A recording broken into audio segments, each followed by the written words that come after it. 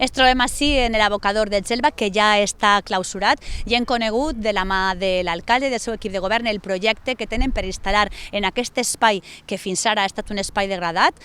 una planta fotovoltaica. L'aposta del municipi de Xelva per les energies renovables és ferma i, per tant, tenen la intenció de dur endavant aquesta instal·lació d'energies renovables. La Diputació de València té la voluntat de col·laborar fent el projecte i també ajudant-los a donar-los l'ús d'aquest espai que durant molts anys ha servit per tal que els municipis tingueren així l'abocador, però una vegada clausurat, recuperar aquest espai per tal que puga donar un altre servei a la ciutadania es molt important. El Ayuntamiento lo que aquí está planteando con ayuda de las diferentes administraciones es una instalación